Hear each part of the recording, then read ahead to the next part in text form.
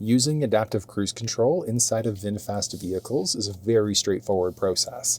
You're just utilizing the buttons along the outside here. So you can toggle it on or off. Once you get to the speed you'd like, you can push and then either increase or decrease 1 kilometer or 1 mile per hour at a time. Or if you do a longer push and hold, that's going to shoot you up or down 5 kilometers or 5 miles per hour at a time instead. So very straightforward. And then there's a gap adjustment. So it's how close or far are you away from the vehicle that's in front of you. There are 4 unique settings that are available, and you can easily adjust by going plus or minus this way. General rule of thumb, I find that being on level 1 is good for residential streets versus level 2 or 3 is good for the highway, but that's going to come down to a matter of personal preference. And then there's this one, which is a full lane centering system. So it's a lane follow assist. So as long as it recognizes the lane markings, it's going to keep you perfectly balanced in your lane as you go. So let's see how it works in person.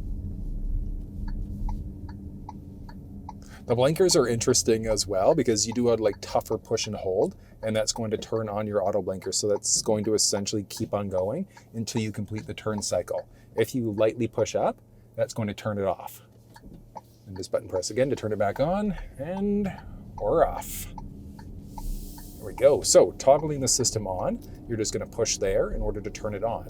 So it's set at 42. So I could just push and hold there if I want to jump up 5 kilometers miles per hour at a time, and then adjust my gap from there.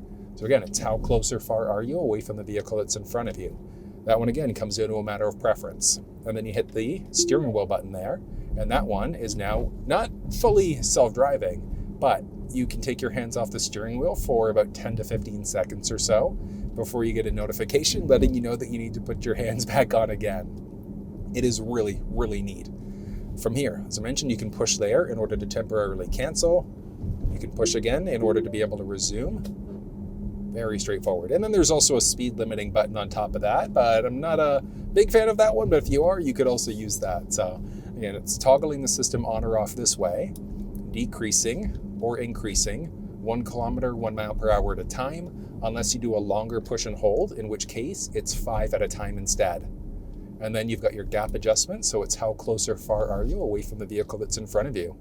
But I mean, you can see there, the system was working perfectly. My foot isn't on the brake at all or the accelerator, and it's taking me down to a full and complete stop here and 0. Actually curious, what's it gonna do here? Stop and go? Okay, yeah, you've got to either push up to keep on going or hit resume, or just hit the accelerator in order to keep yourself going again.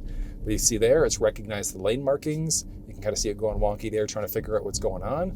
But it's recognized the lane markings and it's keeping me perfectly balanced in my lane here as I go. So really, really useful system, but that's how you use the adaptive cruise control system inside of VinFast vehicles.